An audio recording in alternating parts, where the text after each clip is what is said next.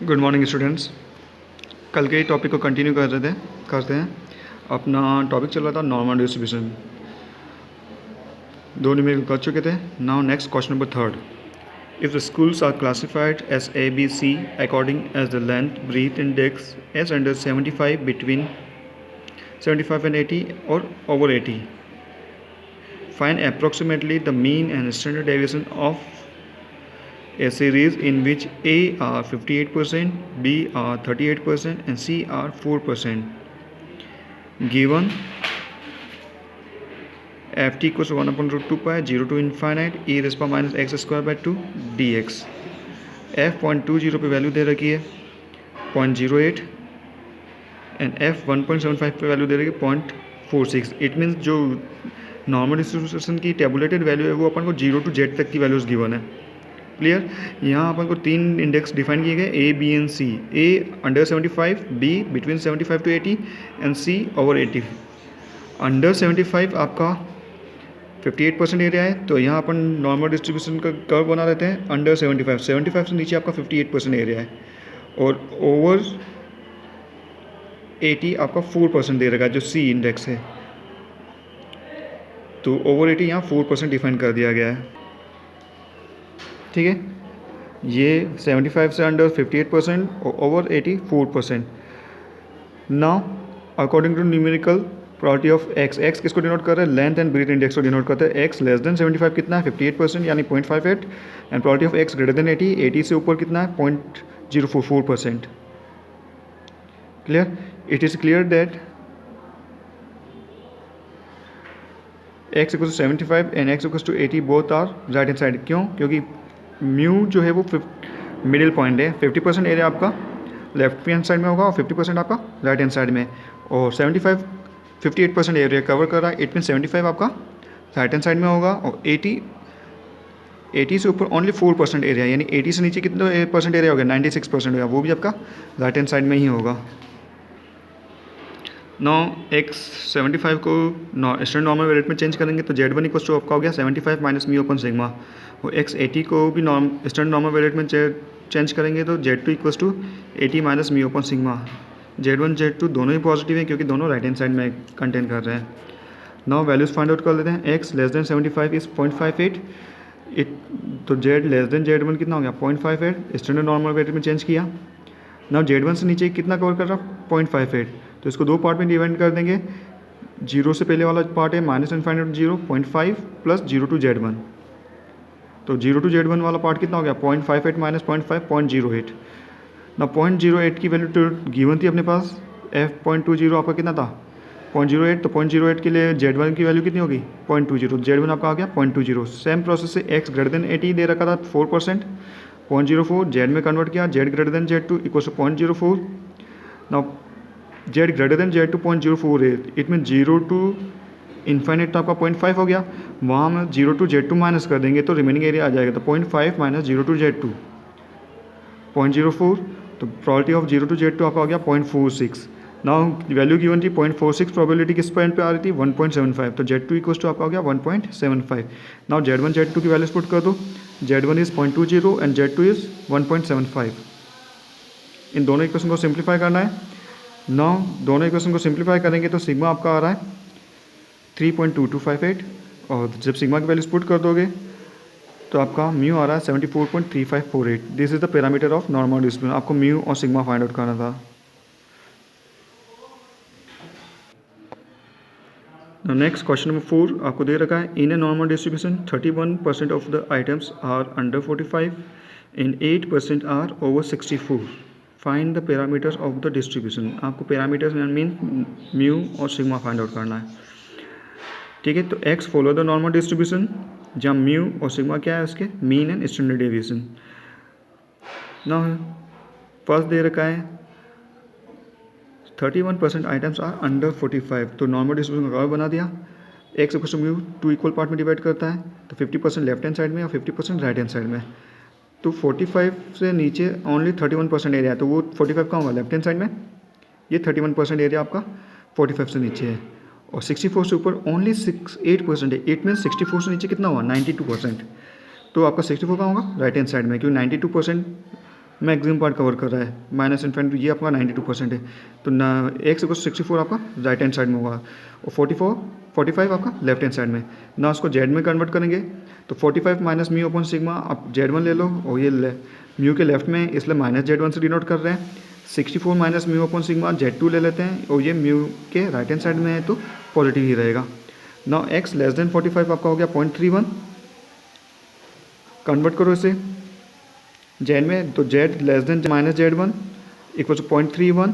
जो area positive में होगा सेम एरिया आपका कहाँ होगा, लेफ्ट हैंड साइड में होगा, सेम एरिया आपका राइट हैंड साइड में एग्जिस्ट कर रहा है। तो Z less than minus Z1 किसके बराबर हो जाएगा, जेड ग्रेटर देन Z1 के equal to 0.31। Now probability of z greater than Z1 find out करने के लिए 0.5 राइट 0 टू इन्फिनिट का जो टोटल एरिया है वो 0.5, उसमें से 0 टू Z1 माइनस कर देंगे तो 0.5 माइनस 0 टू Z1 आपका हो गया 0.31। तो प्रोबेबिलिटी ऑफ 0 टू Z1 आपका आ जाएगा 0.5 माइनस 0.31 0.19। ना 0.19 की वैल्यू आपको टेबल से चेक करनी है। 0.19 ये आपका रहा 0.1915 सबसे नियरेस्ट, 0.1915 0.5 और 0 के कंपेरिजन में। तो Z1 की वैल्यू आ रही है आपकी 0.5, Z1 आपका 0.5 आ गया। ना probability of x greater than 64 0.08। तो probability of z greater than Z2 कितना हो गया 0.08। इसको लिख सकते हैं अपन 0.5 minus 0 to Z2 equal to 0.08। तो probability of z greater than 0 less than Z2 आपका हो गया 0.42। ना 0.42 की वैल्यू भी कहाँ से फाइंड आउट करनी है, टेबल से फाइंड आउट करनी है। ना 0.42 इन दोनों में से सबसे नियरेस्ट कौन सा 0.42 के 4207 0.4207 आपका 1.4 और ये वैल्यू है 0.01 तो 1.41। तो Z2 आपका आ गया 1 के लिए, ये जबकि Z2 की वैल्यू हो गई ना, इसको Z1 Z2 में पुट कर दो वैल्यूज़ को।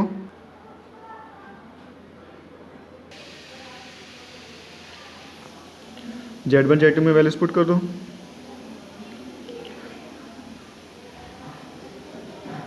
ना दोनों इक्वेशन को डिवाइड करोगे तो आपकी इक्वेशन आ जाएगी 1.91 U इक्वल्स टू 95.45। तो म्यू इक्वल्स टू 49.9 अप्रोक्सीमेटली 50 जो आपका मीन वैल्यूज होगी।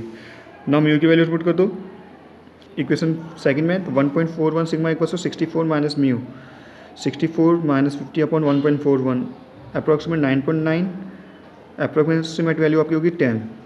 तो हैंस दोनों पैरामीटर आ गए, म्यू आपका हो गया 50 और sigma 10, hence x is a normal variate with n 50 and 10।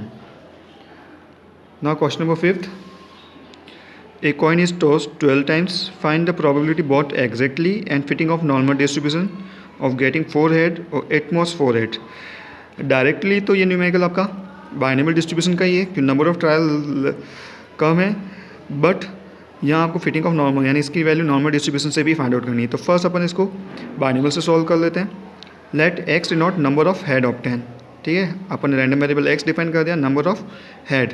Now head और टेल के आने की प्रोबेबिलिटी इक्वल है 1/2 and 1/2, therefore probability x is the binomial variate with n number of trials आपकी 12 है और probability of success p 1/2, probability of getting भी आपका 1/2 है और probability of not getting head भी आपकी 1/2 है। तो ये आपका बाइनोमियल डिस्ट्रीब्यूशन हो गया, probability of x NCX PX QN-x। Now p 1/2 q 1/2 n equals to 12, values put कर दो। फर्स्ट आपको पूछ रहा हूँ exactly 4 head, x equals to 4, 12c 4, 1/2 raise power 4, 1/2 raise power 8। इसको सिंप्लीफाई करोगे तो प्रोबेबिलिटी ऑफ x इक्वल्स 4 आपकी आ रही 0.1208, 4 हेड की probability by binomial distribution. Next at most 4 head के लिए निकालना था, तो probability of x less than equals to 4, at most 4 head mean 0 1 2 3 and 4 सारे केस इंक्लूड होंगे।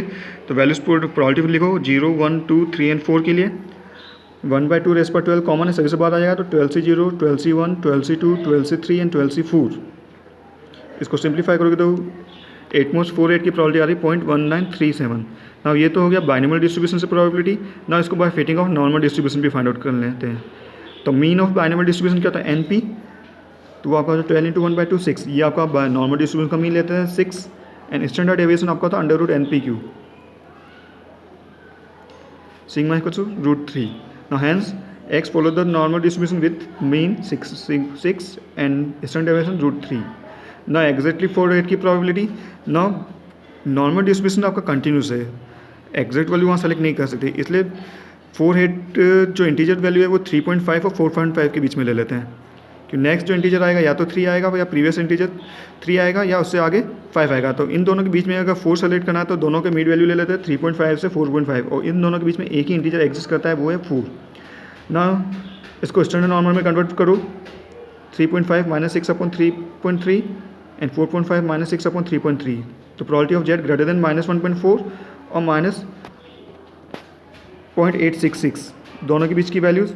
ना जो एरिया लेफ्ट में होगा सेम एरिया आपका राइट हैंड साइड में होगा, तो इसको लिख सकते हैं हम probability of 0 to 866 to 1.44, Z greater then 0.866 to 1.44। और दोनों की वैल्यू फाइंड आउट करने फर्स्ट अपन 0 से 1.44 की वैल्यू फाइंड आउट कर लेते हैं, और उसमें से 0 to 0.866 माइनस कर लो। 0 to 1.44 की जो वैल्यू है वो टेबल से चेक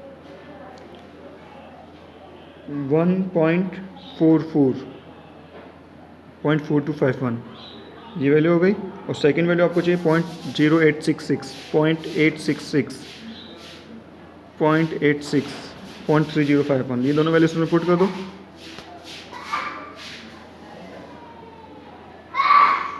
तो आपकी वैल्यू हो गई 0.4251 माइनस 0.3051 इक्वल्स टू 0.12। ये नॉर्मल डिस्ट्रीब्यूशन से एग्जैक्ट 4 हेड आने की प्रोबेबिलिटी होगी। ना एटमॉस 4 हेड यानी आपको 4 तक इंटीजर्स सेलेक्ट करने हैं, इट मीन्स अपन ले लेते हैं x लेस देन 4.5, 4.5 से नीचे जो इंटीजर्स थे वो सारे सेलेक्ट हो गए, 0, 1, 2, 3 एंड 4। ना उसको जेड में कन्वर्ट कर लेते हैं, जेड इज लेस देन -0.866, जो एरिया लेफ्ट में होगा same area right hand side में होगा, सिमेट्रिक प्रॉपर्टी नॉर्मल डिस्ट्रीब्यूशन से, तो probability of z greater then 0.866,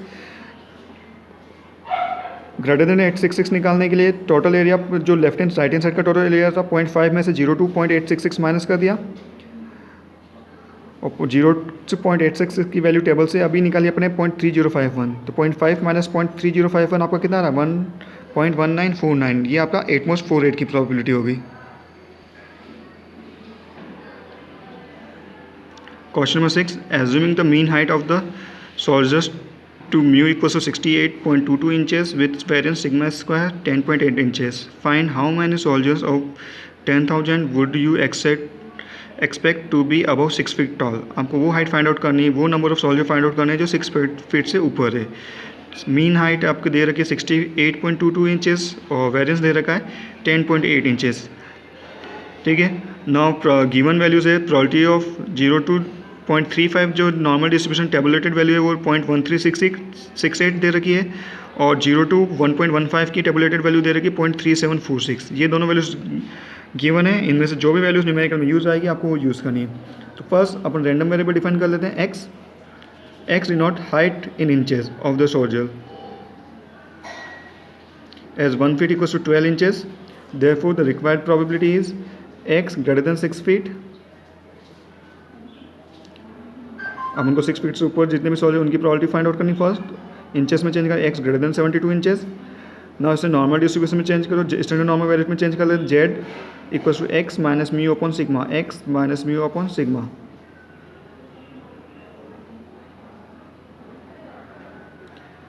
तो आपका ये आ रहा probability of z greater than 1.15। आपको टेबुलेटेड वैल्यू कितनी दे रखी है 0 to 1.515 दे रखी है, तो राइट हैंड साइड का जो टोटल एरिया है वो 0.5 है, उस 0.5 में से 0 to 1.15 माइनस कर लो। गिवन है वैल्यू टेबल की ज़रूरत नहीं है 0.3746, तो 0.5 माइनस 0.3746 आपका कितना हो गया 0.1254। ये आपकी नॉर्मल डिस्ट्रीब्यूशन की प्रोबेबिलिटी, नॉर्मल डिस्ट्रीब्यूशन की प्रोबेबिलिटी आ गई 4 ग्रेटर देन 6 फीट से ग्रेटर देन हाइट होने की।